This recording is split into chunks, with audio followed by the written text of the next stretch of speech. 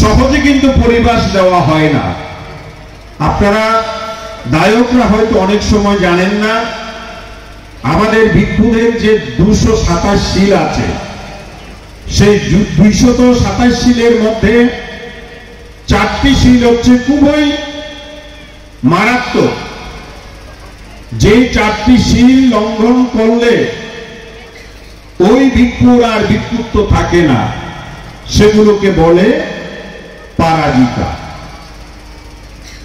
এরপরে 13টি শিল আছে, যে 13টি শিলকে বলা হয় সংজ্ঞাদিশেষ।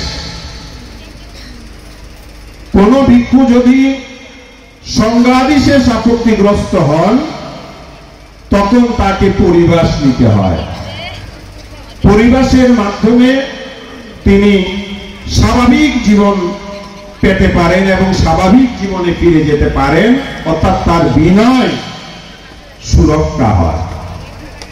তো সেই যে সংজ্ঞাদিশেষ, এখানে কিন্তু 3টি শব্দ, একটি হচ্ছে সঙ্গ, একটি হচ্ছে আদি, আর একটা হচ্ছে শেষ। সেজন্য এই শিলের নাম হয়েছে সংজ্ঞাদিশেষ। ওই শিল থেকে উত্তরণ পেতে গিয়ে আদিতে সঙ্গের প্রয়োজন হয় এবং শেষে সঙ্গের প্রয়োজন হয়, সেজন্য ওই শিলের নাম হচ্ছে সংজ্ঞাদিশেষ।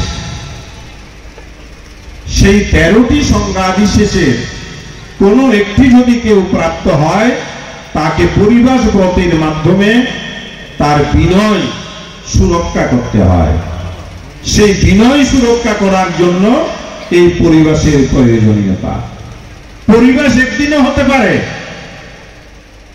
আজকে যদি সেই ভিক্ষু সংজ্ঞাদিশেষ আপত্তিগ্রস্ত হন, সাথে সাথে যদি তিনি সেটা প্রকাশ করতে পারেন, তাকে যদি পরিবাস দেওয়া হয়, তাকে একদিন পরিবাস দেওয়া হবে। পরিবাসের পরে আছে মানত্ব। মানত্ব কিন্তু নির্ধারিত, 6 দিন মানত্ব করতে হয়। সেই 6 দিন মানত্ব আর একদিন পরিবাস, মোট 7 দিন পরিবাস দেওয়া যায়। এই 7 দিনের পরে ওই ভিক্ষুকে আহ্বান করতে হয়। আজকে যে সকালবেলা কর্মটা হয়েছে, সেটা হচ্ছে আহ্বান কর্ম। প্রথম দিন পরিবাস দিতে গিয়ে 20 জন ভিক্ষু পরিবাস দিয়েছে এবং আহ্বানের দিনও 20 জন ভিক্ষুর প্রয়োজন হয়। আজকেও 20 জন ভিক্ষুর প্রয়োজন ছিল। যদি 85 জন ভিক্ষু পরিবাস ব্রতে অংশে নিয়ে থাকে, আজকে যদি আরো 20 জন উপস্থিত হয়, তাহলে 105 জন ভিক্ষুর সমন্বয়ে এই পরিবাস ব্রত অনুষ্ঠিত হয়েছে।